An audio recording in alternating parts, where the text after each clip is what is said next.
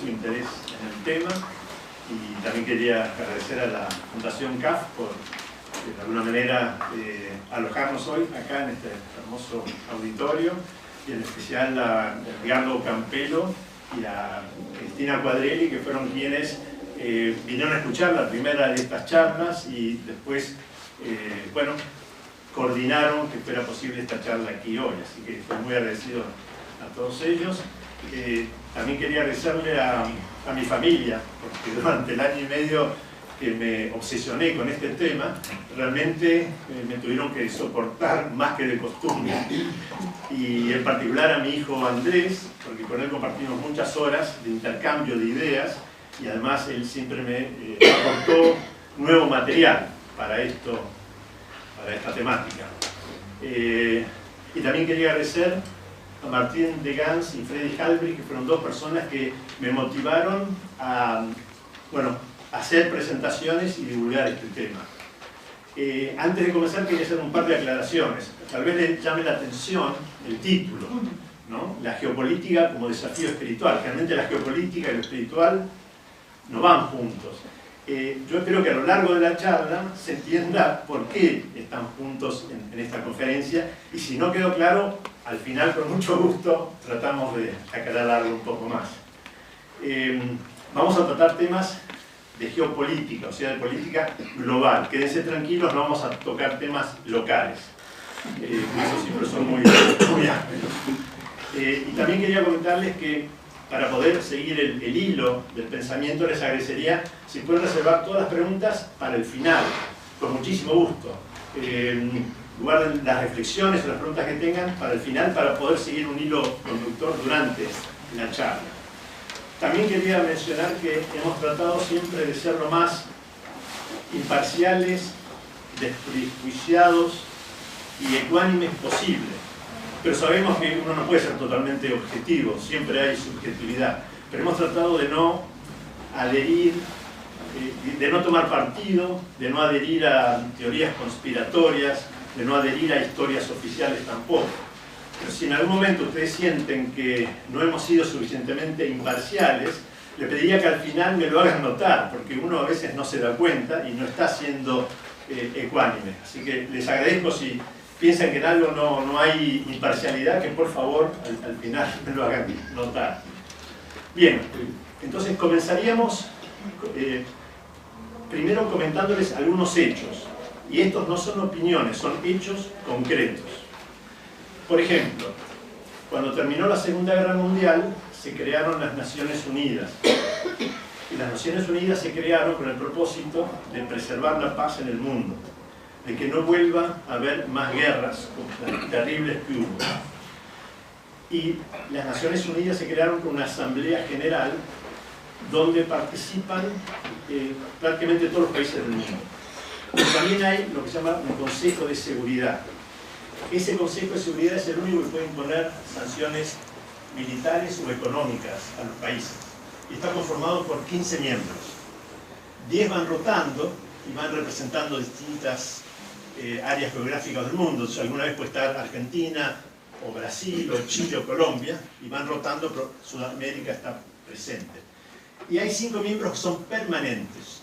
Y esos 5 miembros permanentes tienen poder de veto también. O sea que si uno solo de ellos no está de acuerdo con las medidas, bueno, no se pueden tomar. Esta es la conformación de las Naciones Unidas. Un hecho concreto. Vayamos a otro hecho concreto. El rubro de mayor comercio internacional, hace ya varios años, es el comercio de armas en el mundo. Está aproximadamente en 1,5 millones de dólares por año. O sea, lo que nosotros llamamos 1,5 billones. Y el 78% de ese comercio internacional de armas está en manos de los 5 miembros permanentes del Consejo de Seguridad de Naciones Unidas, creadas para preservar la paz en el mundo. O sea que ya uno empieza a ver, parecería que hay una contradicción en eso, pero son datos concretos, son hechos, no son opiniones, son hechos. También hay que hacer notar que estas armas que se venden y que venden los 5 miembros permanentes de Naciones Unidas, se venden a países que están denunciados por Naciones Unidas por no respetar los derechos humanos. Y en algunos casos que están incluso en conflicto con los miembros del Consejo de Seguridad de Naciones Unidas. O sea, en ese sentido parecería que el mercado de armas es muy democrático, que nadie queda afuera, ¿no? Por otro lado, también hay que hacer notar que acá hay una especie de círculo vicioso, porque en la medida que las potencias venden más armas a otros países, esos países se van acercando al poderío económico de las grandes potencias. Entonces las grandes potencias se ven necesitadas de producir más armamento para ellos mantener siempre una brecha entre ellos y los demás. Entonces, cuanto más venden a otros, ellos necesitan desarrollar nuevos armamentos y más cantidad para poder mantener esa brecha y poder tener un dominio en el mundo. Así que es un círculo vicioso. Incluso empezamos a dar estas charlas hace menos de 3 meses. Esta es la quinta que tocamos este tema. Y siempre se van agregando cosas nuevas. En menos de 3 meses surgen cosas nuevas. Y esta misma semana sucedieron 2 cosas que tienen que ver con el mercado de armas. Una es que países de Europa Occidental, 2 potencias, decidieron, y lo están tratando ahora en Bratislava, en una reunión de la Comunidad Europea, que a partir del Brexit, qué medidas se toman para fortalecer a la Unión Europea. Y una de ellas es la creación de una fuerza militar conjunta europea. O sea que siempre se va en escalada. Y además se firmó un contrato de la superpotencia que le va a dar una ayuda económica récord de 38.000 millones de dólares a un país de Medio Oriente para que se dedique totalmente ese dinero a la compra de armamento fabricada por la superpotencia. Y es una cifra récord de un tratado de compra de armas. Estos son todos datos concretos, no son opiniones. Y otros datos concretos son también que ha habido invasión y bombardeo de países por parte de los miembros del Consejo de Seguridad, de los miembros permanentes del Consejo de Seguridad de Naciones Unidas. O sea, este Consejo está para preservar la paz, es el que impone sanciones económicas y militares, pero ellos mismos atacan otras naciones sin que haya una autorización de Naciones Unidas para hacerlo. Y caso de esto, uno de los primeros casos fue cuando se bombardeó Serbia, por el tema de Kosovo. Ahí fue la OTAN, la Organización del Tratado Atlántico Norte, que empezó a bombardear, pero no hubo una autorización de Naciones Unidas para hacerlo. Lo mismo sucedió en Irak, en Siria, en Libia, en cierta medida también en Afganistán, en Somalia, en Yemen, etcétera, etcétera. O sea que los propios miembros del Consejo de Seguridad de Naciones Unidas no respetan lo que son los propios criterios. Bien, y para darles una idea de la fuerza que tiene el mercado de armas, quería contarles una anécdota que, digamos, la viví yo en carne propia, o sea que no es que lo leí o alguien me lo contó, pero en el año 82, cuando era el conflicto de Malvinas, yo tenía un socio en una fabriquita de condimentos que teníamos, que era importador y exportador. Y además le gustaban las armas, entonces recibía 2 o 3 revistas del exterior sobre armas. Y un día suena el timbre en nuestra oficina y aparece un muchacho joven, con acento centroeuropeo, que dice: ¿usted es el señor tal y tal? A mi socio. Y dice: sí. ¿Usted tiene licencia de importador y exportador? Sí. ¿Y usted está interesado en las armas? Porque recibe revistas de armas. Sí. Bueno, vengo a ofrecerle un gran negocio. Nosotros venimos a ofrecerle, de un país europeo, que usted compre armas que después le puede vender al Estado argentino.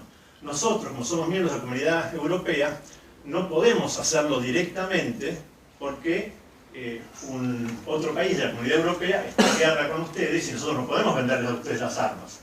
Pero tenemos una triangulación. Nosotros enviamos esto a otro país y ese país se lo envía a ustedes. Con esa triangulación todo lo formal queda saldado. Pero necesitamos a alguien acá que tenga licencia de importador. A usted le interesan las armas porque recibe estas revistas, así que lo que le propongo es este gran negocio. Eso lo viví yo en carne propia, lo experimenté, o sea que nadie me lo contó. Eso muestra la fuerza que tiene este mercado de armas, donde no hay ningún tipo de ética ni moral. Y hay un catalán que ha creado la banca ética en España, tal vez lo hayan escuchado, Joan Melé, que él relata algo que yo no pude comprobar, pero realmente lo que hizo Joan Melé es cierto. Y él dice que cuando la superpotencia estaba en guerra con Irak, un periodista le preguntó al presidente de la superpotencia: ¿cómo puede ser que ustedes están en guerra con Irak y además le están vendiendo armas a Irak? ¿Cómo uno le vende armas a su enemigo, con el que está en guerra?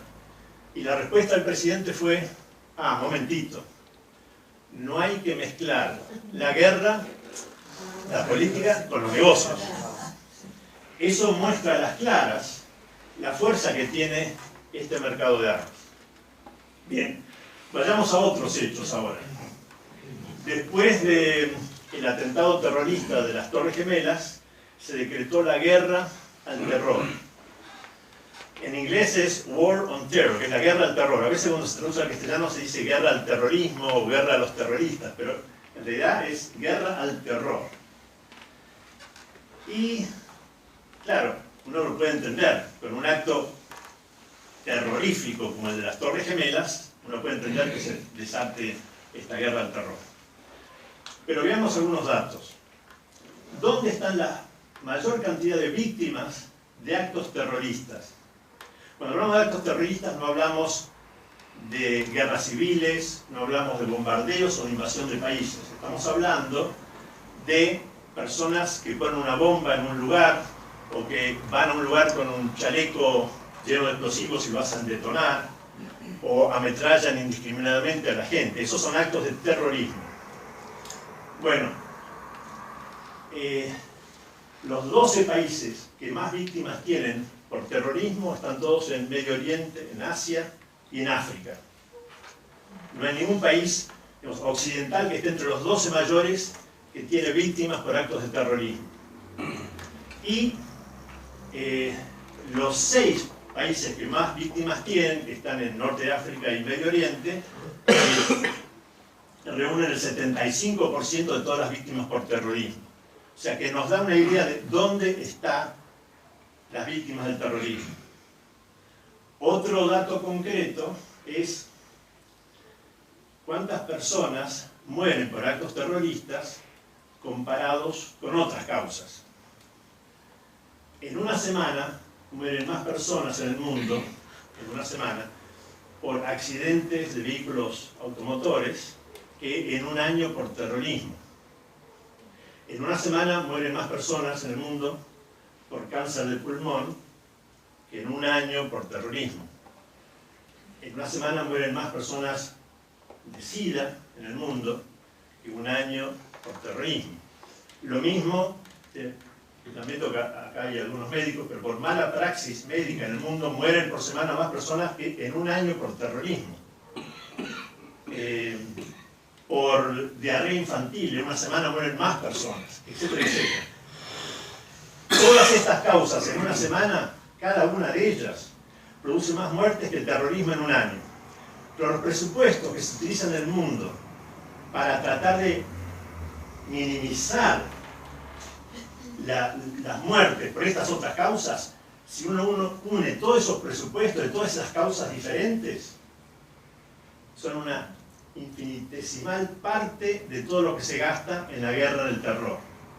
Para poner las cosas en su perspectiva. Incluso el presidente de la superpotencia ha dicho que en su país mueren más personas por resbalarse en la bañadera que por actos de terrorismo.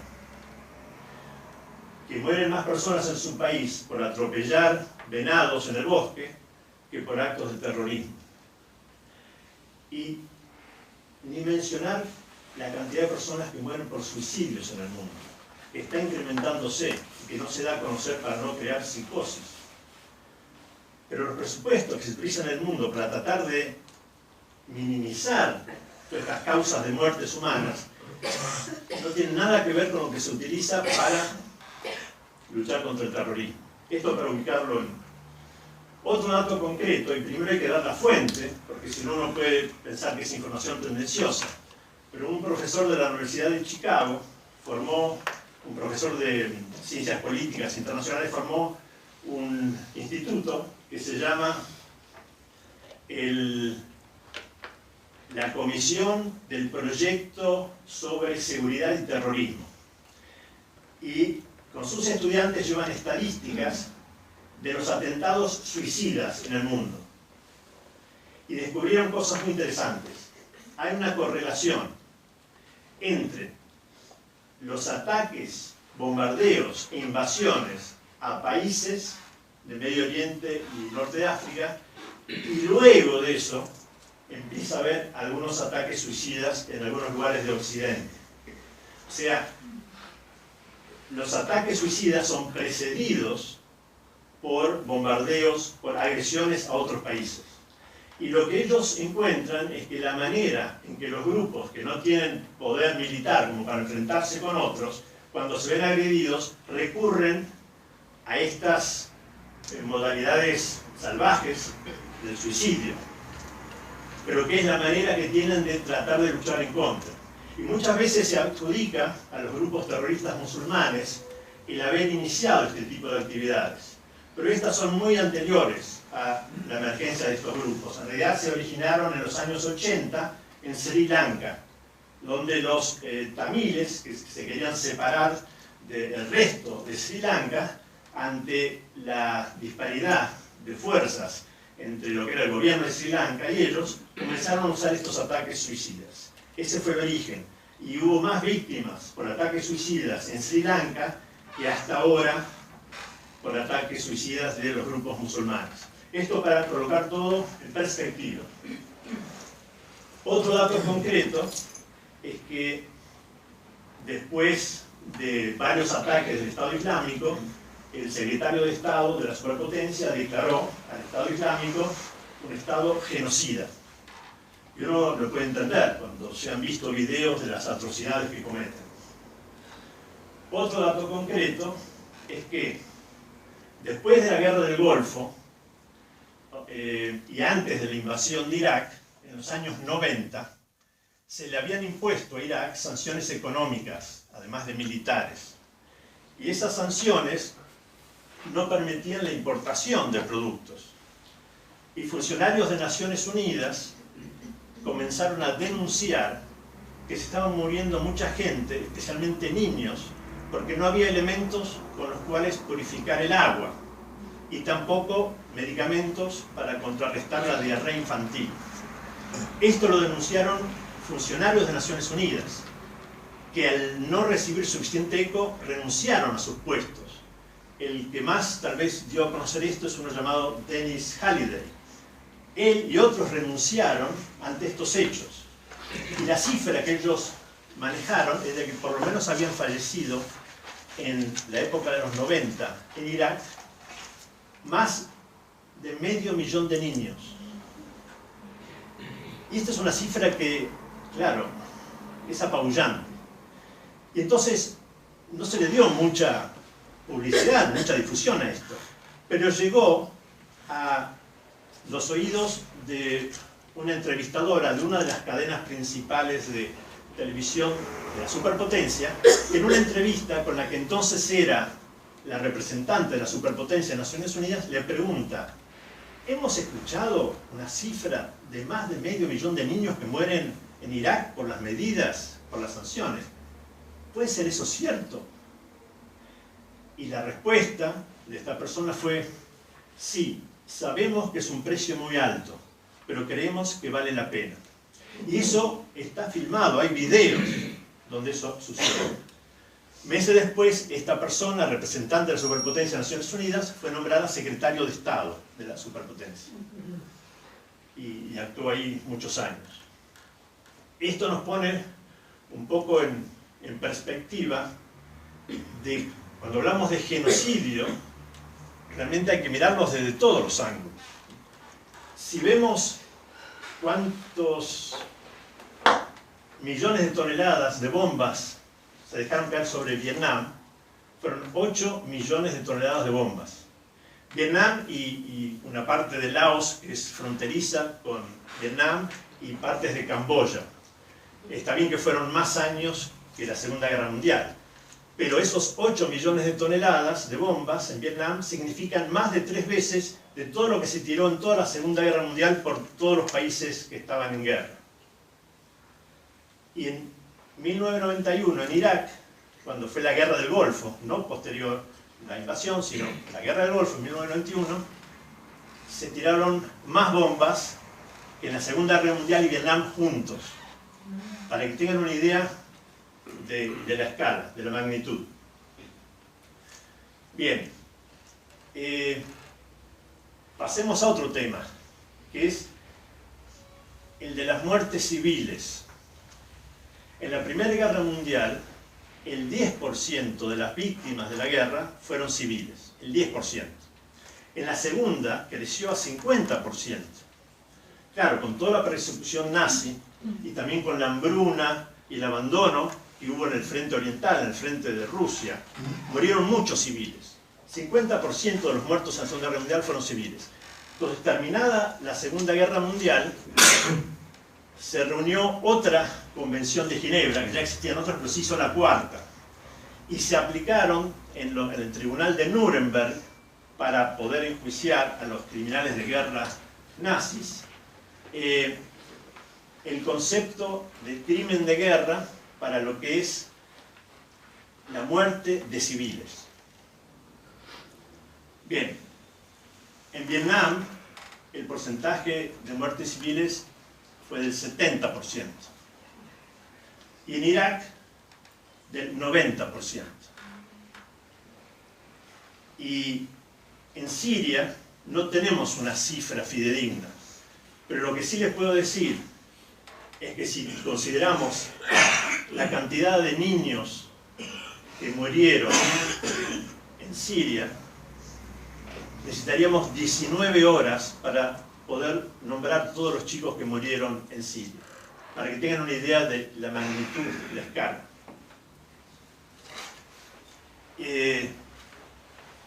En Irak hay 700.000 viudas y 5.200.000 niños huérfanos de por lo menos uno de sus padres.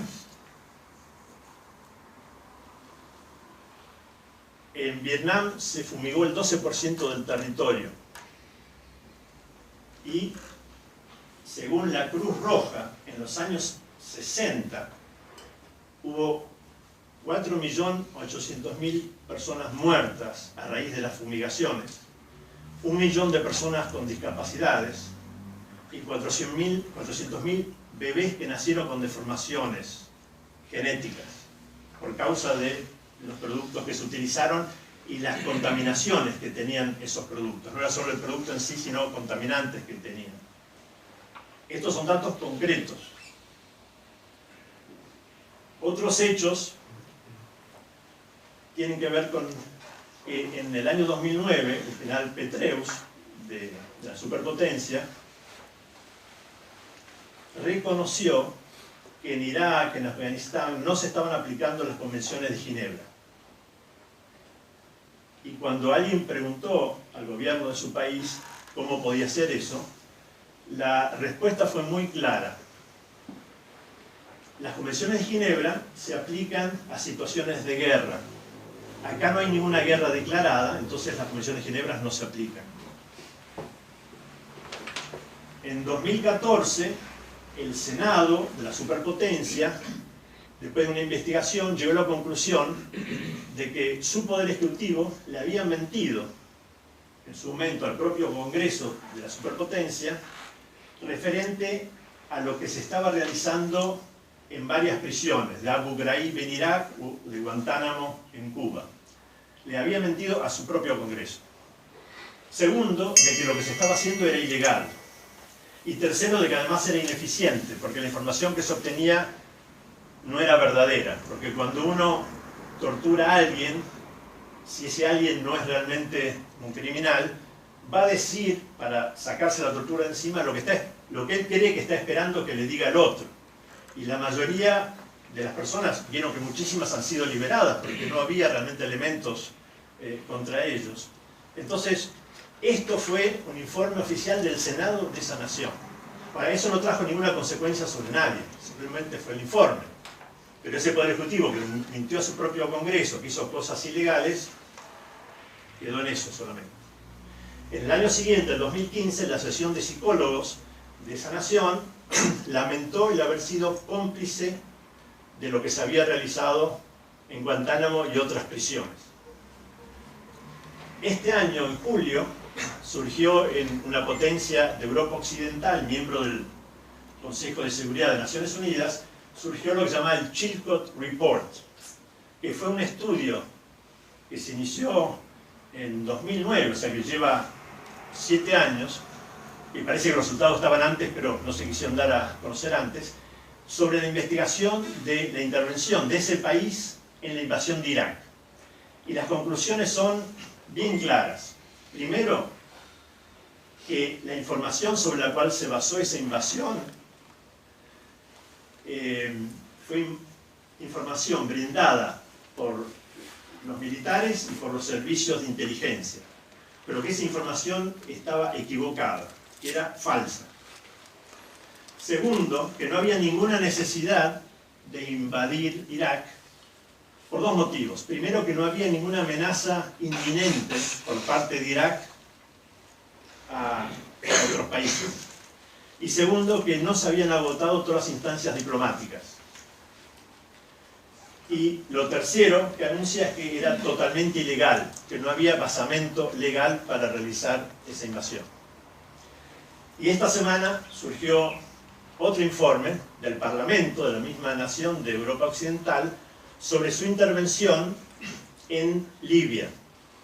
Y llega a las conclusiones de que la excusa que se había utilizado de ir a bombardear Siria para proteger a la población civil de Benghazi, que se había levantado en rebeldía contra el dictador Gaddafi, fue una excusa para poder intervenir en una operación para destituir al dictador de Libia. Pero que eso va en contra de las leyes internacionales. Uno no puede intervenir en otro país, y menos si no hay un acuerdo de Naciones Unidas al respecto.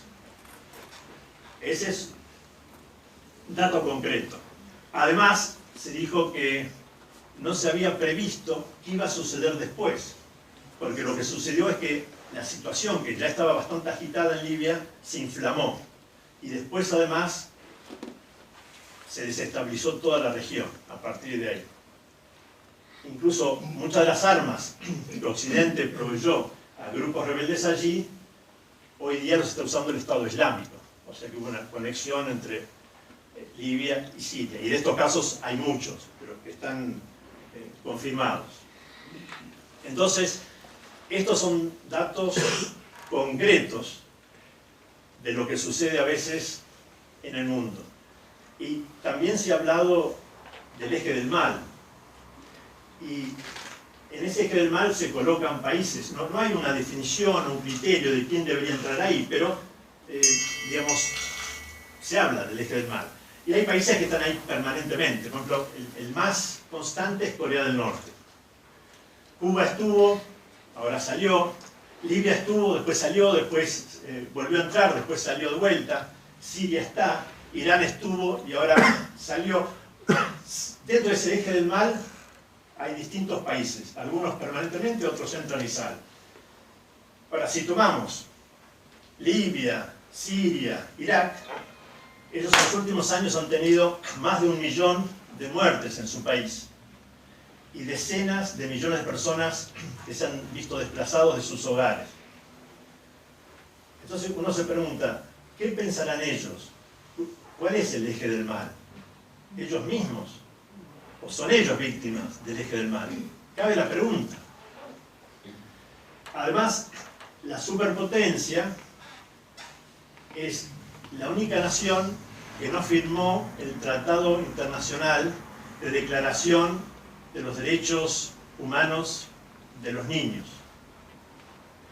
Y no se encuentra entre las 157 naciones que firmaron el Tratado de Ottawa de no proliferación de minas terrestres. O sea que se guarda el derecho de poder producir, desarrollar, acopiar, vender y colocar minas terrestres en el mundo. 155 naciones firmaron el tratado de que ellos no se iban a inmiscuir más en ese tema, pero la superpotencia no lo ha firmado. Y así podemos seguir. Y, digamos, no quiero abrumarlos con más datos, pero en este momento hay 51 conflictos armados en el mundo. Hay 65 millones de personas desplazadas de sus hogares, la cifra más alta desde la Segunda Guerra Mundial, etcétera, etcétera. Y además hay otras cosas. ¿Qué pasa con nuestro planeta? La injusticia social de que un 1% del mundo hoy día tiene más riqueza que el 99% restante. Hay muchos temas que uno podría tratar. Y no es cuestión de agobiarnos con todos estos datos. Pero la pregunta es, ¿cómo hemos llegado hasta acá? Si yo le pregunto a ustedes, ¿es este el mundo que deseamos? Estoy seguro que nadie acaba de decir que sí. Y si salimos a la calle y preguntamos, nadie va a decir que esto es lo que deseamos. Si vamos a todo el mundo y preguntamos, estoy seguro que la inmensa mayoría dice, no, esto no es el mundo que queremos. Pero entonces, ¿cómo llegamos hasta acá? Porque estamos acá. Acá es interesante una imagen que estaba en la película de Al Gore, Una realidad incómoda, donde hay un dibujo animado donde se pone una rana en agua hirviendo y la rana siente el calor y salta y se va afuera. Pero si uno pone la rana en agua tibia se siente muy cómoda, uno empieza a subir la temperatura y cuando la rana empieza a sufrir esa temperatura ya está demasiado debilitada como para poderse escapar. Esta es un poco la imagen.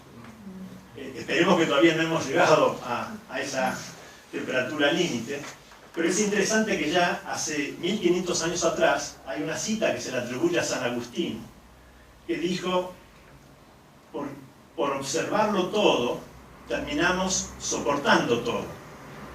Por soportar todo, terminamos tolerando todo.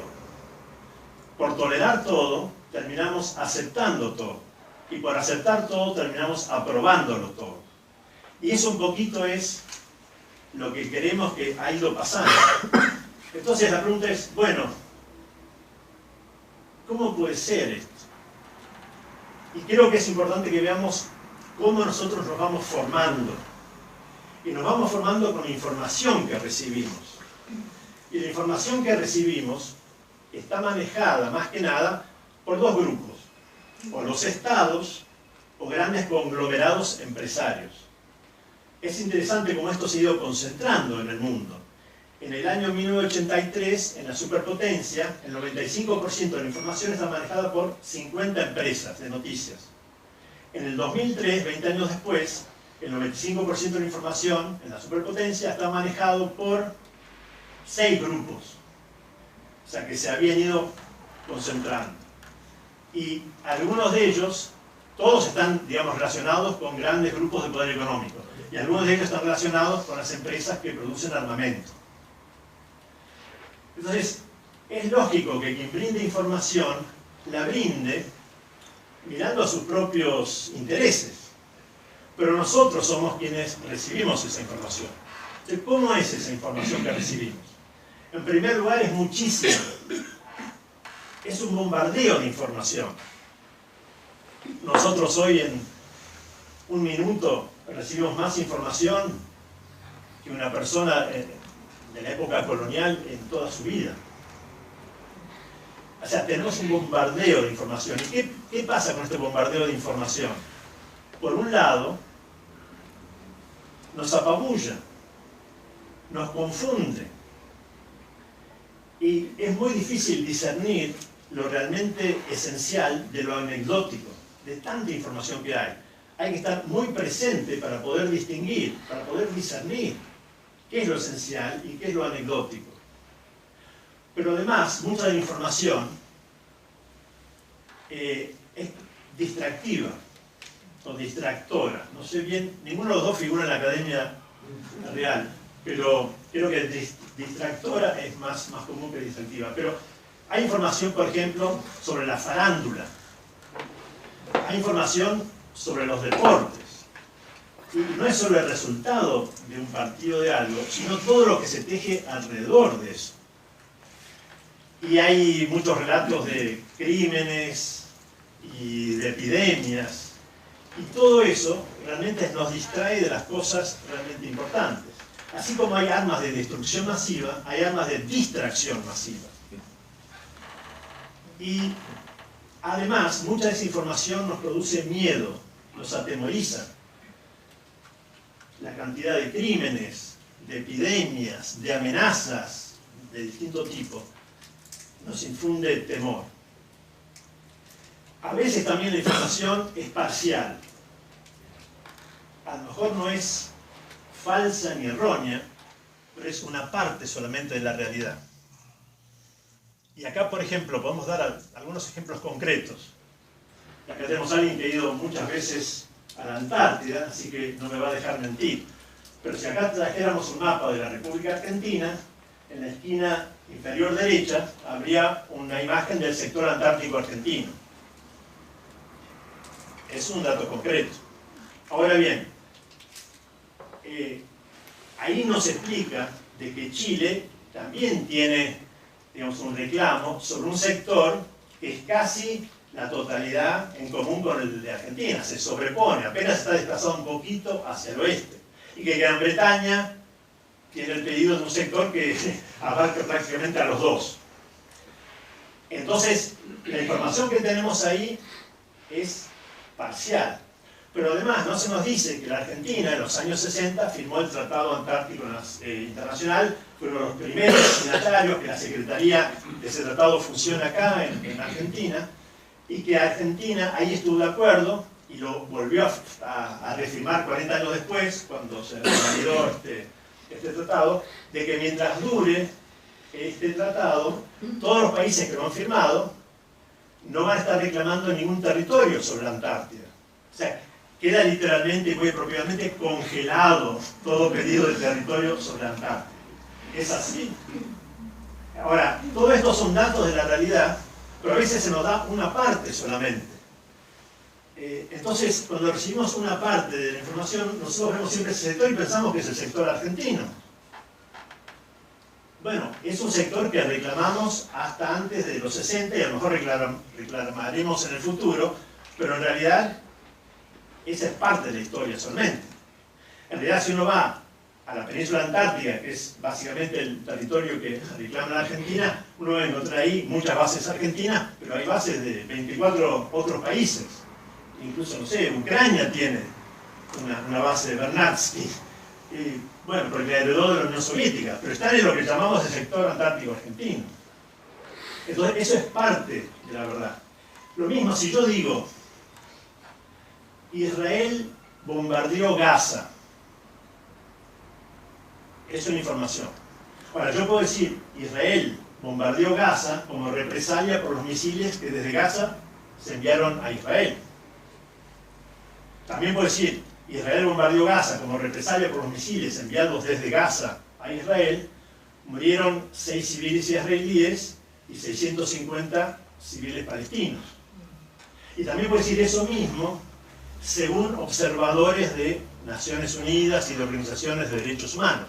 O sea, yo puedo dar una parte de la información o puedo ampliarlo para tener una visión más amplia de las cosas. Entonces, con lo parcial podemos... yo trabajé bastante tiempo en turismo acompañando grupos en Argentina y en Chile. Cuando íbamos a Chile había guías locales en distintas ciudades. Y la gente siempre le preguntaba, gente que venía del exterior, les preguntaba, ¿y cómo era la época de Pinochet? Y un guía decía, bueno, gracias a Pinochet, hoy día Chile tiene la economía que tiene, porque sentó las bases de la economía chilena y todos los gobiernos democráticos posteriores lo siguieron apoyando. Y uno puede decir, bueno, es verdad. Y otro guía en otra ciudad decía, bueno, Pinochet fue un dictador terrible, no respetó los derechos humanos, torturó gente, fusiló gente sin juicio, hizo desaparecer gente. Y claro, el turista que venía estaba totalmente desconcertado. ¿Quién decía la verdad? Me venía a preguntar a mí. O sea, los dos dicen la verdad. Y es como ese cuento del elefante y los ciegos. Cada uno da una partecita, pero con la verdad parcial podemos construir grandes mentiras. Y eso sucede todo el tiempo. Otra manera es dar información en forma tendenciosa. Yo no miento, pero la presento de una cierta manera.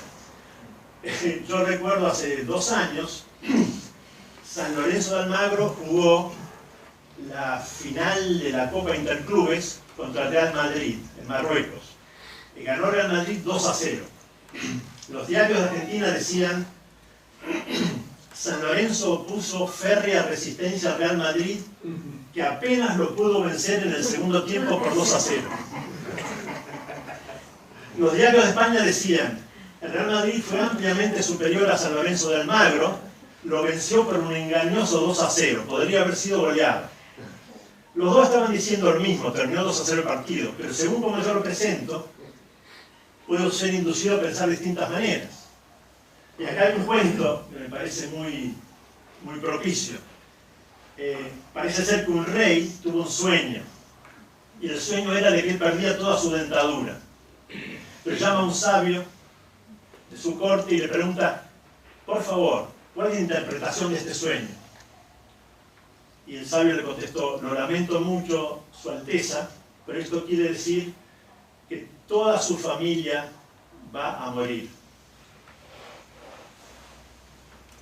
Lo hizo llevar a la plaza y darle 100 latigazos. Llamó a otro sabio de la corte, le relató el mismo cuento, y el sabio respondió: lo felicito, Su Alteza. Este sueño quiere decir que usted va a sobrevivir a toda su familia. O sea, es lo mismo presentado de distinta manera. Y vemos la diferencia que puede tener. Y yo estoy seguro que si el día de mañana se lo ve al presidente Putin caminando sobre el Mar Negro, los diarios de Rusia van a decir: nuestro presidente hizo un milagro. ¿Y qué van a decir los diarios en Occidente? Putin le tiene miedo al agua. El mismo hecho presentado de distintas maneras. Esto es la manera en que se puede presentar la información en forma tendenciosa. Otro tema es cuando ya se tergiversa la información. Puede ser que un hecho haya sucedido, pero yo culpo a alguien que no fue responsable de ese hecho. Y un caso típico fue el atentado terrorista de Atocha en Madrid, en la estación de trenes. Ahí la primera reacción del gobierno, que tenía un poco de cola de paja porque había sido uno de los países que había estado en la alianza que había invadido Irak y tenía miedo de las represalias, porque el 85% de la opinión pública en España estaba en contra de eso, pero igual lo hicieron. Y había elecciones ese fin de semana. Enseguida dijo: este ataque fue de los vascos, de los terroristas vascos. No le funcionó porque, si bien los partidos de oposición no podían actuar porque ya había veda por las elecciones, pero la gente, a través de las redes sociales, se congregó en las plazas para protestar y desenmascarar que lo que había sucedido en realidad por toda la operatoria era claramente no de los terroristas vascos, sino de los terroristas musulmanes, y después se comprobó que realmente era así. Entonces sucede un hecho, pero yo invierto la causa del hecho. Otra cosa parecida es cuando hay un hecho y yo lo produzco, pero se lo culpo a otro de eso. Y el caso ya que es histórico fue cuando hubo una guerra a principios del siglo XX entre la superpotencia y España. Había un buque de la superpotencia en el puerto de La Habana y sufrió la acción de una mina submarina que se le colocó. Y eso fue razón para declarar la guerra a España. Se ocupó parte de Cuba, Puerto Rico, hasta las Filipinas, posesiones que eran de España. Años después se supo que esa bomba, esa mina submarina, había sido puesta por la propia superpotencia para poder motivar a su pueblo para tener una guerra contra España. Entonces ahí existe un hecho, yo lo produzco, pero se lo culpo a otro. Y después está la información que es totalmente falsa. Y esta información, por ejemplo, los casos típicos son que cuando se invadió Afganistán, el secretario de Defensa de la superpotencia fue llamado a una entrevista en un canal de televisión de su país, y él fue con unas grandes diagramas donde mostraba cómo los talibanes y Al-Qaeda, Bin Laden, tenían en las montañas de Afganistán grandes refugios con cañones antiaéreos, con entrada y salida de tanques, con hospitales, con comedores, en fin, un refugio impresionante. Y cuando el locutor le pregunta, pero esto es increíble, la respuesta del secretario de Defensa era, y no hay solo uno de estos, hay muchos de estos.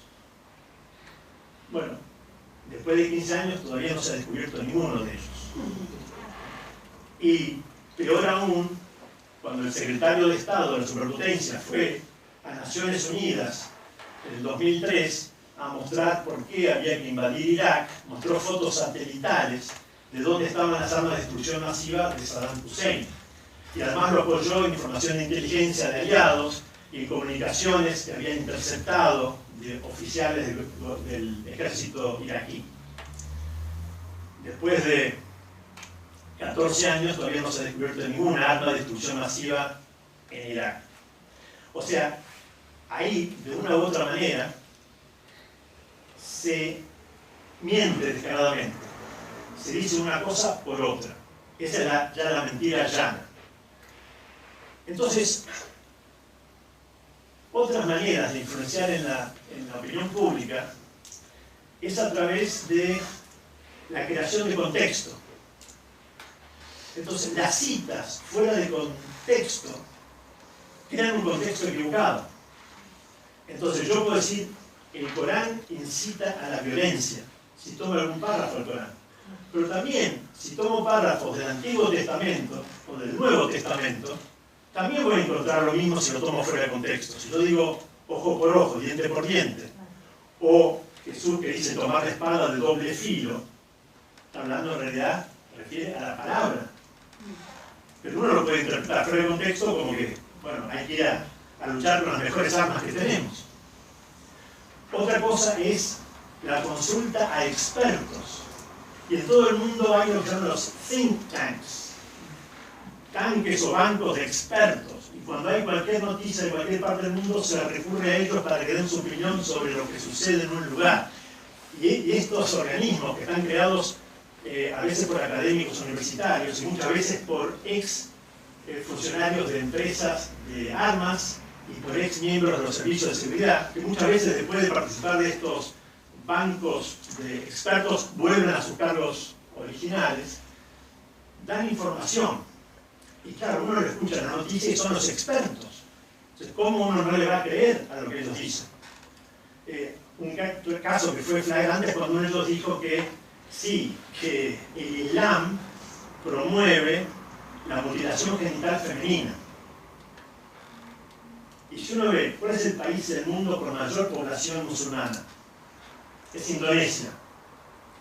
Ahí no se practica esta práctica. No hay ningún pueblo de Medio Oriente donde se practique. Hay algunos pueblos de África donde se practica. Y algunos son musulmanes, pero algunos también son cristianos o animistas. O sea que la mutilación genital femenina, horrenda como es más bien un tema étnico y no religioso.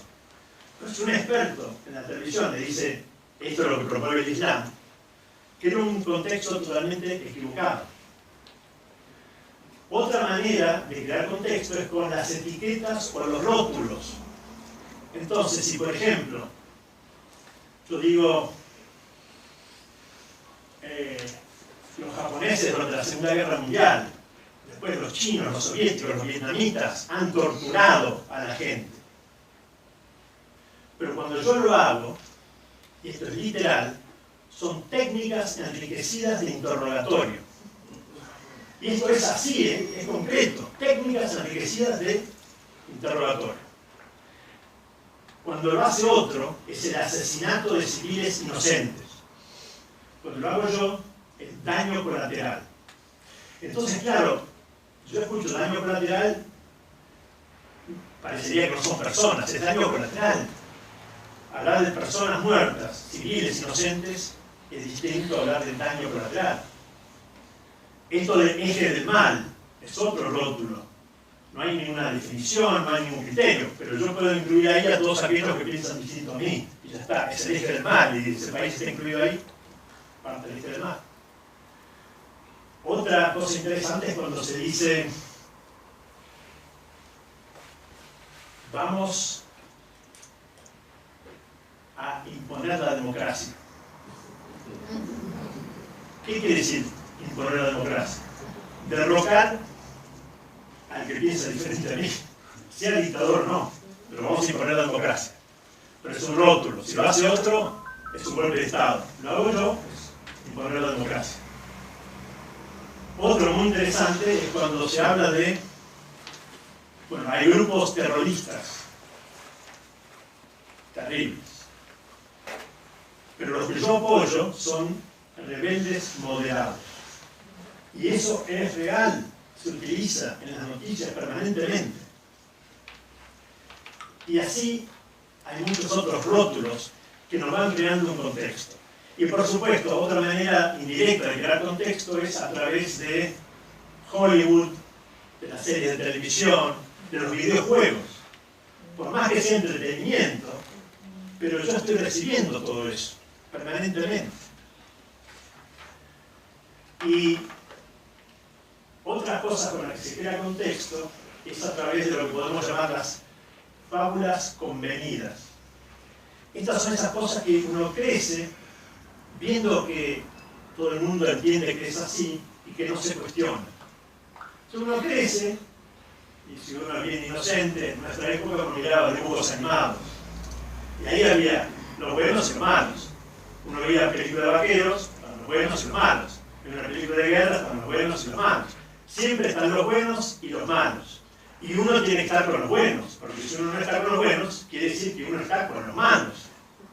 Entonces yo, si no estoy a favor de la invasión de Irak, quiere decir que estoy a favor de Saddam Hussein. Se repite esta falsa dualidad. Como que hay solamente dos posibilidades. Algo que sueño, que puedo contar que me pasó a mí, es que yo estaba haciendo el ingreso a la Facultad de Ciencias Exactas cuando fue el desembarco de los Marines en Vietnam. Ya saben qué edad tengo, más o menos. Y ahí, cuando se produjo esa invasión, la facultad se dividió en dos grupos, los que estaban a favor y en contra. Los que estaban en contra del desembarco de los Marines en Vietnam eran catalogados de comunistas.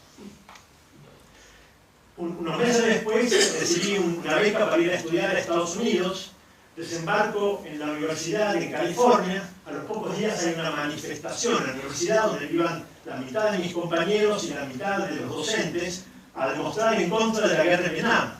Yo me agarré la cabeza y dije, uy, este lugar está lleno de comunistas. Pero eso es lo que crea estas fábulas convenidas. Y creo que una de las fábulas convenidas más terribles que hay es esto de que solamente hay dos posiciones. Y creo que algunos ejemplos pueden ser interesantes. Si una persona es muy calculadora, está siempre viendo qué ventaja puede sacar de todo y piensa mucho antes de actuar, uno puede decir que ahí hay algo de mal. Pero después está la otra, que es muy visceral y que reacciona espontáneamente, y uno también puede decir que ahí está el mal. ¿Y dónde está el bien? El bien está en el equilibrio entre los dos, en no ser ni un extremo ni otro. Y de alguna manera, si uno está más cerca de un extremo que del otro, un poco de lo contrario ayuda a equilibrarnos. Entonces, esto de decir hay solo un par de opuestos es una de las grandes trampas que nos va presentando la vida. Y por ejemplo, para dar otro ejemplo conceptual, uno puede decir, ¿cuál es lo contrario de la cobardía? Y estoy seguro que la mayoría va a decir el coraje o la valentía. Sin embargo, si uno lo estudia bien, el contrario a la cobardía es la temeridad, es el que arriesga sobremanera. Y la valentía sería el equilibrio entre la cobardía y la temeridad. ¿Se entiende el concepto? Creo que es fundamental porque en el mundo nos está pasando eso. Hay que tomar partido. Y el tomar partido termina siendo que, por tomar partido, uno va a justificar todo lo que hace aquel por el cual uno tomó partido y no va a poder ver nada positivo en el otro, porque ya estamos repartidos. Eso, estoy hablando del mundo en general. Si hay alguna coincidencia con nuestro país, puede ser, puede ser. Permiso.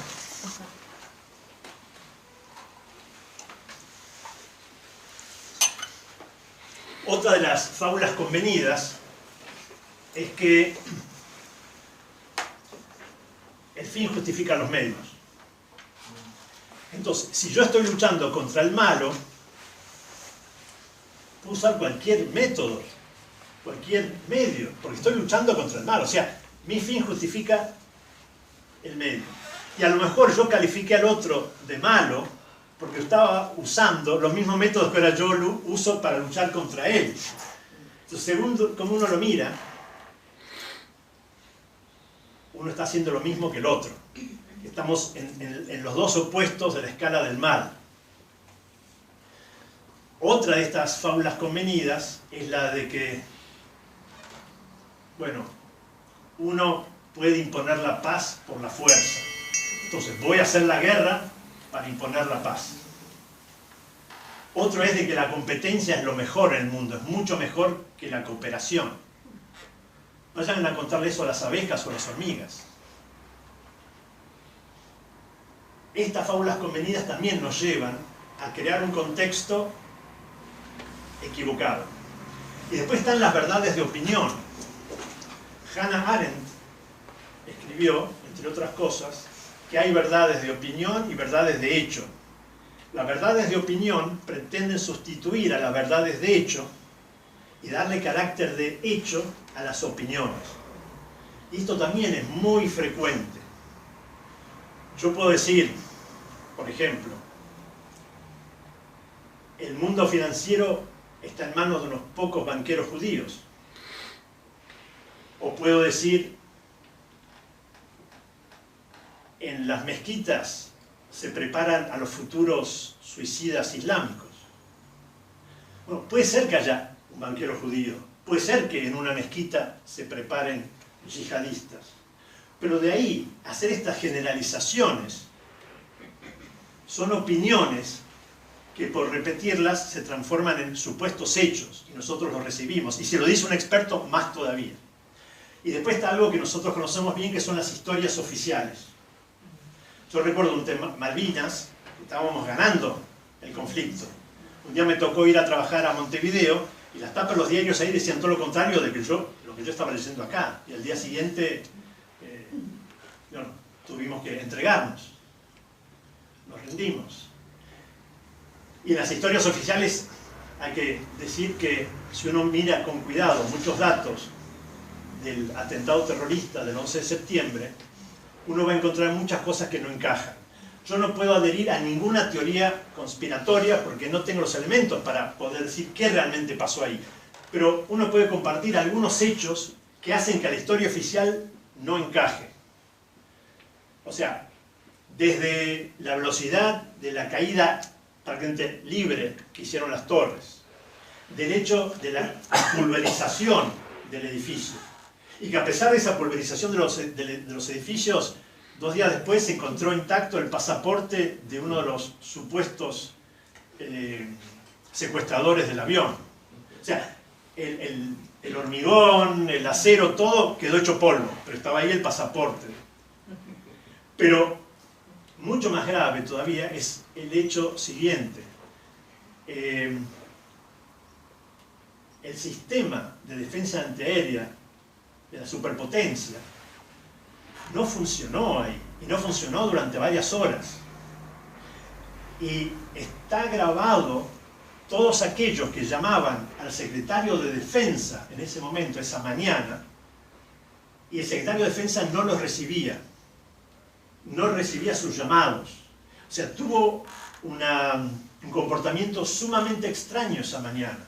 Estaba recibiendo llamados urgentes y no los respondió hasta más tarde. Y lo peor de todo es que cuando están los videos, cuando se le comunica al presidente de la nación lo que estaba sucediendo, él estaba leyendo libros en un jardín de infantes. y se le comunica lo que está pasando. Bueno, hay normas estrictas de seguridad que si sucede un ataque en el país, lo primero que hay que hacer es llevar al presidente y al vicepresidente de su nación a un lugar desconocido por todo el mundo, porque si no podría ser el foco del siguiente atentado. Entonces, estaban ocurriendo todas estas catástrofes, se le anuncia al presidente y él sigue ahí. Todo el mundo sabía que estaba ahí, se estaba mostrando hasta por televisión.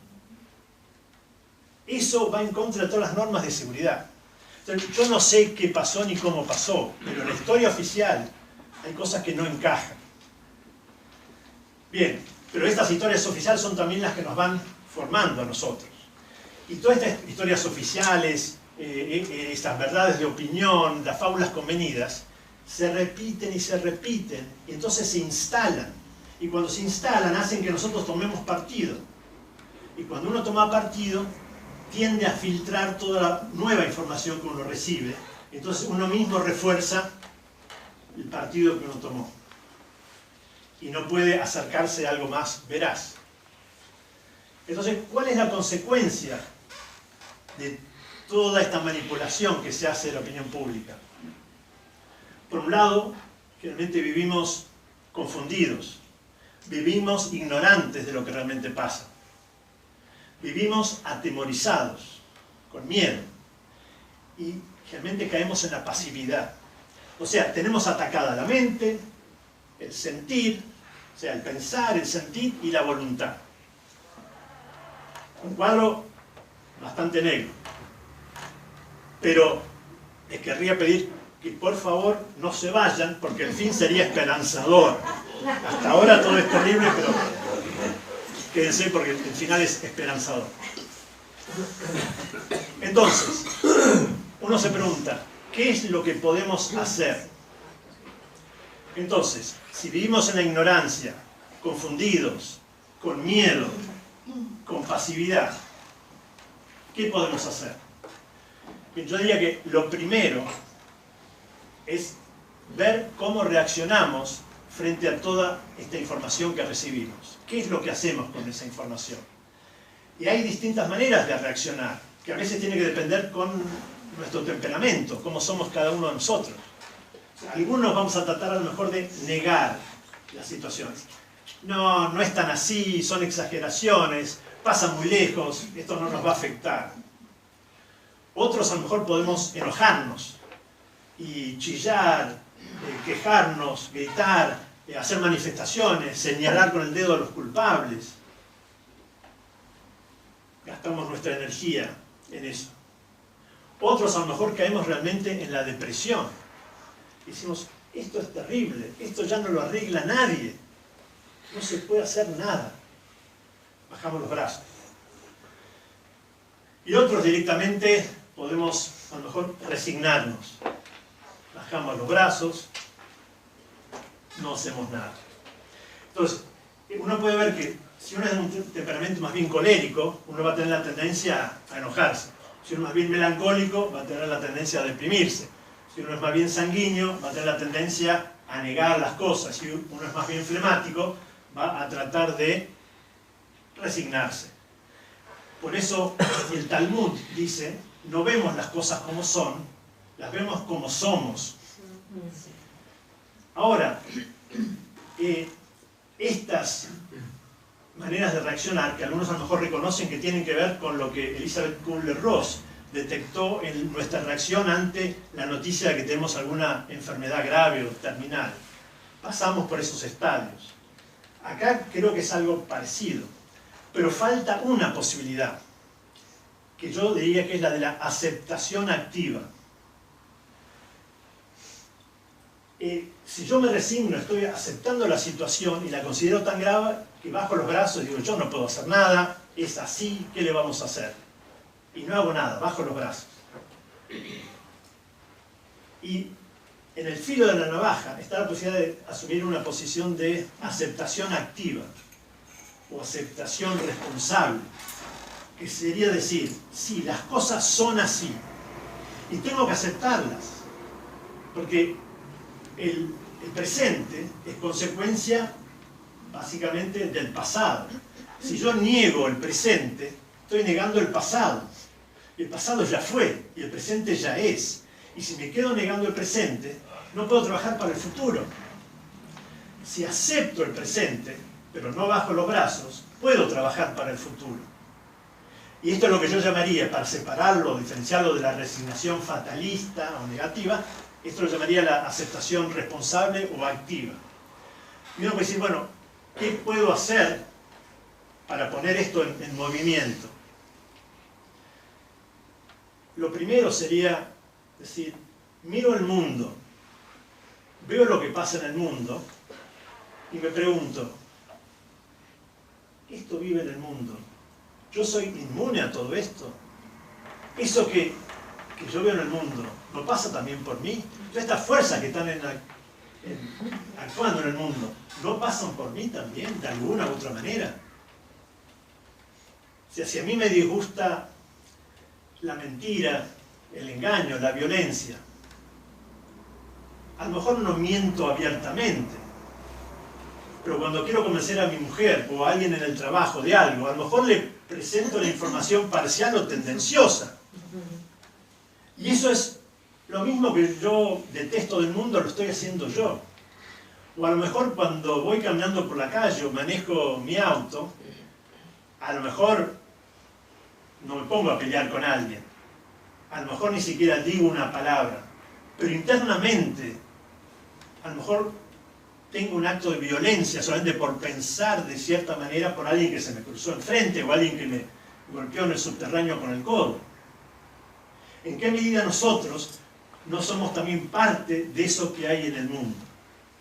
Uno se puede hacer esa pregunta y a partir de ahí decir, bueno, pero ¿con qué herramientas contamos para hacer algo? Si tenemos que reconocer lo que hay en el mundo que nos disgusta y que puede ser que nosotros estemos contribuyendo en nuestra medida, el examen retrospectivo al final del día es una herramienta maravillosa para detectar aquello en nosotros que es eso que nosotros queremos o querríamos desterrar del mundo. Descubrir en nosotros lo que hay que está en el mundo presente. Y después la meditación, especialmente la meditación discursiva, sirve para profundizar en aquello que nosotros detestamos de nosotros mismos. Y la meditación afectiva sirve para cambiar los hábitos. Los momentos de detención sirven para no dejarse llevar por la vorágine. Si paro un momento, miro qué es lo que me está motivando, qué es lo que me está moviendo, y puedo tomar distancia. Pero si yo me dejo llevar durante todo el día sin frenarme, no va. Y yo puedo en esos momentos simplemente elevar el pensamiento, recitar algún mantra, o puedo decir, por ejemplo, elevar el pensamiento a lo que uno considere lo divino, lo trascendente, y decir, ilumíname, para saber armonizar con las almas que me rodean y para querer superar lo que me separa de ellas. Y yo lo puedo decir al principio de la mañana y lo puedo repetir durante distintos momentos del día, y eso me puede dar una perspectiva de no dejarme llevar por todo lo que me está actuando a través de mí también, y qué es lo que veo en el mundo. O sea, hay una ida y vuelta entre el mundo y nosotros. El mundo es un reflejo de nosotros, nosotros somos un reflejo del mundo. Es una ida y vuelta, no es una relación que va en una sola dirección. Y por suerte no hay una fórmula mágica que uno diga, esto es lo que hay que hacer. Porque cada uno somos distintos y cada uno tiene la responsabilidad de buscar su camino interior. Y cada uno, por su temperamento, por su experiencia de vida, va a necesitar trabajar sobre distintos aspectos de sí mismo. Entonces no hay una fórmula única, pero sí podemos decir que hay algunos aspectos fundamentales que seguramente son comunes a todos. Uno es, el primero de todos sería tomar conciencia de lo que pasa en el mundo. Segundo sería tomar conciencia de que eso no es deseable.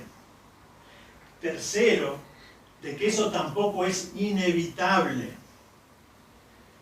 Después, tomar conciencia de cómo se nos trata de manipular. No caer en la trampa de tomar partido.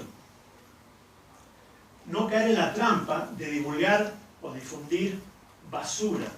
Llega tanta información que uno con buena intención la difunde y en realidad son parte de campañas, a favor o en contra de uno de otro.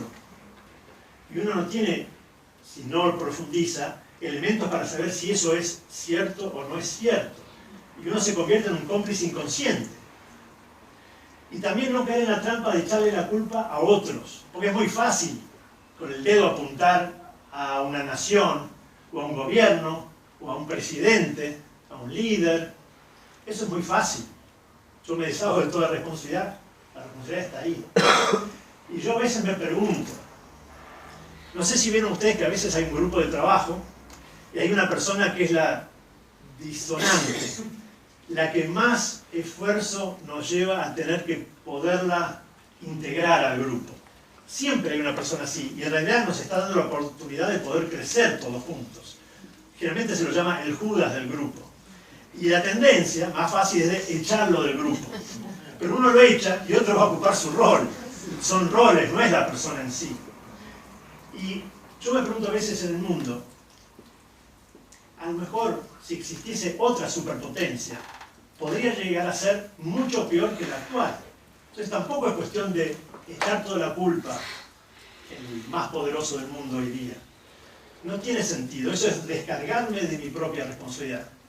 Lo mismo, ver que los líderes de esas naciones son en realidad víctimas de fuerzas que están actuando en el mundo.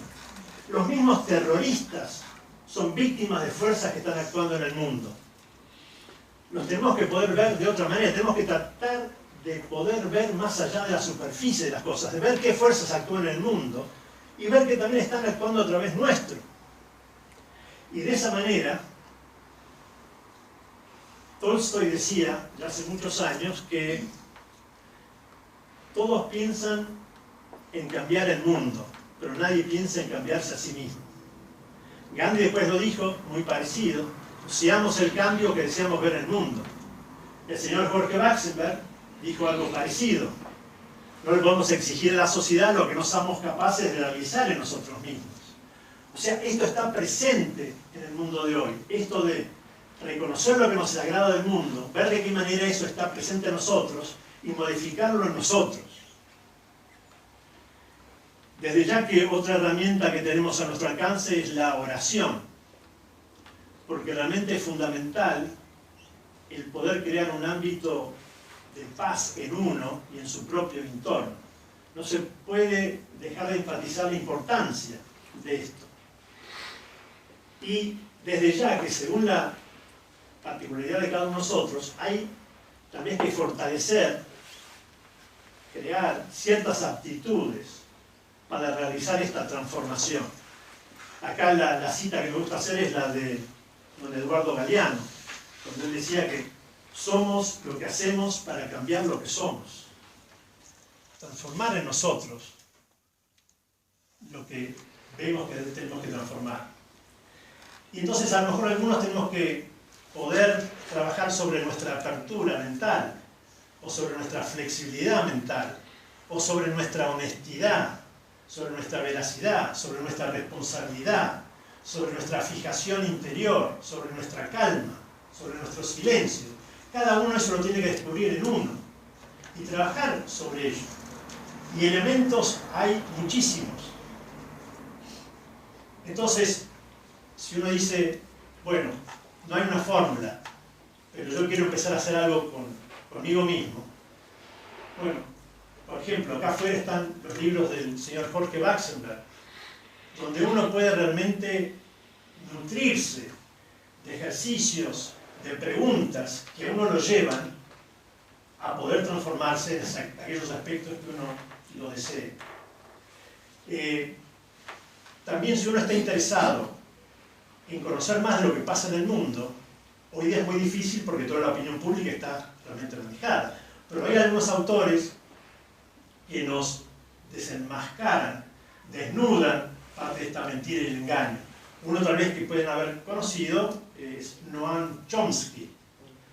Realmente él desenmascara muchas de estas cosas. Y otro es un periodista australiano que hace muchos años que vive en Australia, que vive ahora en Inglaterra, se llama John Pilger. él fue de joven corresponsal de guerra en Vietnam. Cuando él vio que lo que se daba en las noticias era todo lo contrario que él veía en el campo de batalla, acá algo no encaja, y dedicó todo el resto de su vida a desnudar las mentiras que la opinión pública estaba difundiendo. Él, muchos de sus artículos no se le da difusión masiva. De vez en cuando algún diario publica algo, pero él tiene su página web, escribió libros, tiene películas donde da a conocer estas cosas. Después, si uno quiere interpretar los hechos, porque una cosa es poder ver los hechos, pero después hay que interpretarlos, es sumamente interesante que Rudolf Steiner, a fin del año 1916 y principio de 1917, escribió, o mejor dicho, dio 25 conferencias sobre lo que pasaba en la Primera Guerra Mundial y cuál era el trasfondo, los motivos de esa guerra mundial tan terrible. Y lo maravilloso es que uno lo lee y eso es totalmente aplicable el día de hoy, lo que está pasando por detrás de la superficie. Lamentablemente pocas de estas conferencias fueron traducidas al castellano, sí han sido traducidas al inglés y están en dos tomos que se llama The Karma of Untruthfulness, que sería el karma de la mendacidad o el karma de la no veracidad.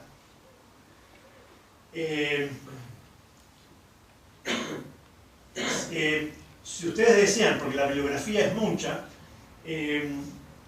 nos pueden escribir un mail a una página que se llama, a una dirección de mail que se llama Activismo Espiritual. activismoespiritual@outlook.com.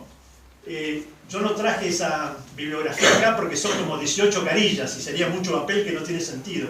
Pero ahí hay información de libros, de artículos, de videos, de páginas web, tanto para desenmascarar hechos como para interpretarlos o para trabajar interiormente después con uno mismo. Si escriben ahí, están interesados, hay videos también muy interesantes ahí. Algunos están en castellano, otros están en inglés. Y para ir concluyendo, lo que quería decir es que hay personas que ya están tomando conciencia de esto y haciendo algo con sus propias vidas. Y esto es lo esperanzador, que muchas veces no se difunde tanto. Pero hay gente que puede trascender esta falsa dualidad y trascenderla. Y hay muchos casos ya.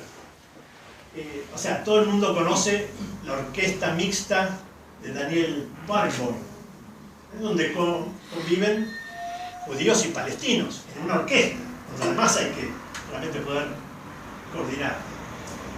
Menos conocido es el hecho de que hay escuelas en Israel donde, por motivación de los padres, hay chicos judíos y chicos palestinos juntos, tomando clases. Este es un programa que iniciaron padres que dijeron: no queremos que nuestros hijos sufran lo que nosotros hoy sufrimos. Si crecen juntos, no van a poder pelearse de grandes, porque se van conociendo. En 2010 existían 2 de estas escuelas en Israel. A la entrada a la escuela estaba la cita de Gandhi: seamos el cambio que queremos ver en el mundo. Y hoy día ya hay 6 de estas escuelas. Está bien, es poquito, pero la tendencia es que haya más gente que por motus propio está haciendo esto. Más impresionante todavía es que hay una ONG en Israel que reúne a 500 personas. 250 judías, 250 palestinas. Las 500 han sufrido las consecuencias de la guerra en su nación. Todas. Por ejemplo, hay una madre judía cuyo hijo, que era conscripto, fue muerto por un francotirador palestino. Pero también hay un papá palestino a cuya hija le faltan las 2 piernas por un bombardeo israelí. Pero ahí están juntos, los 500, trabajando para que otros no sufran lo que ellos sufrieron en carne propia. O sea, poder trascender el propio dolor y trabajar por los demás es una muestra de lo que hay esperanzador en el mundo. Se acaba de editar un libro que es No tendréis mi odio. Lo escribió un joven francés cuya mujer murió en los ataques de París, de Bataclan, dejando a un niño de menos de 1 año, huérfano de madre, y a él, su marido joven. Y él escribió esto: no, los terroristas no van a lograr que yo los odie. Está trascendiendo esta ansia de venganza Qué diferente a lo que hacen los gobiernos. Pero eso está dentro del campo de acción que cada uno de nosotros tenemos. Es nuestra elección que hacemos con nuestra reacción. De la misma manera, y ha venido a Argentina una señora de Ruanda, Immaculée Ilibagiza. Ella estuvo más de 3 meses encerrada en un baño junto con otras 7 jóvenes ruandesas cuando los Hutus estaban produciendo el genocidio de los Tutsis en Ruanda. Estuvo ahí más de 3 meses y después de salir se dedica a recorrer el país predicando la reconciliación. Pudo sobreponerse al hecho de que mataron a toda su familia. Fue la única que se salvó porque un pastor les escondió en este baño detrás de un ropero para que nadie viera que estaban ahí. Se tomaban turnos para poder sentarse, porque estaban todas paraditas apretadas. Solamente podían usar el baño cuando se usaba otro baño de la casa para que no se escuchara el sonido, pues se escuchaban las voces de los Hutus que estaban afuera matando a cualquier Tutsi que encontraban. Ha venido incluso a la Argentina a contar su historia personal.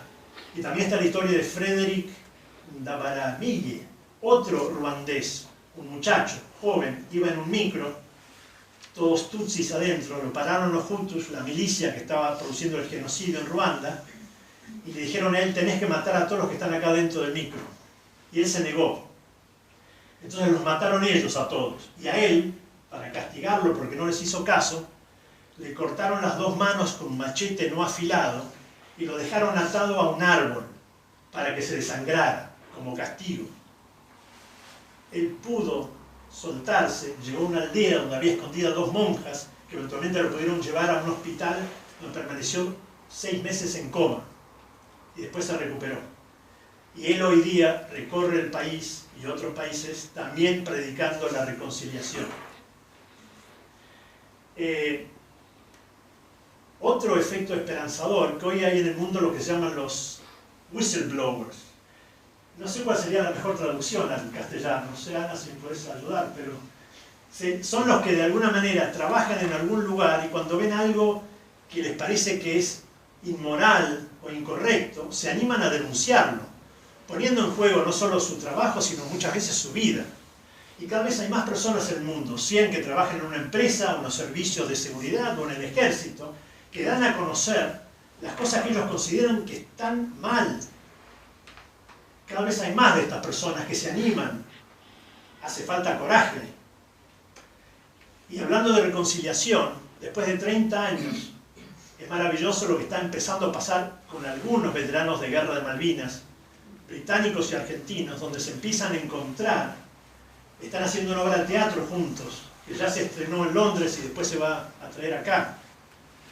Rugby Sin Fronteras hizo un partido de rugby, mezclados veteranos de guerra de ambos lugares. El Orfebre Juan Carlos Pallarols está haciendo 2 rosas de bronce con los casquetes de municiones de la guerra, para colocar uno en el cementerio británico y otro en el cementerio argentino de Malvinas, con la participación de muchos de los excombatientes. No todos están en esta tónica, pero el solo hecho de que algunos empiecen a encajar en esta beta es esperanzador. Y así uno podría mencionar otros casos. Entonces, con esta nota esperanzadora, quería cerrar con 2 citas.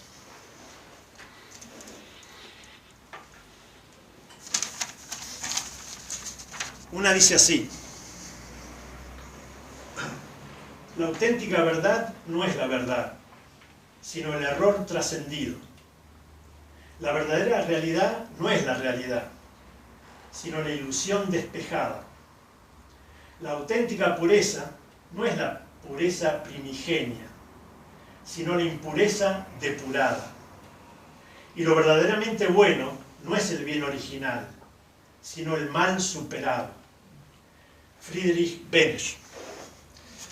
Y la otra dice así: cuando damos importancia a los problemas mundiales y ajenos, nos olvidamos rápidamente de nosotros mismos. Ese olvido nos permite comprender mejor nuestras reacciones y actitudes ante la vida y quienes nos rodean. Nos damos cuenta de que nuestra reacción, rechazo o desinterés hacia el mundo y los demás se vuelven en contra de nuestro anhelo de trascender la personalidad que hemos adquirido. Esto está en el capítulo de las virtudes del libro de la mística, los estados de conciencia, del señor Jorge Baxenberg. Bueno, y ahora si quieren, estamos abiertos a reflexiones de ustedes, a preguntas, todo lo que quieran.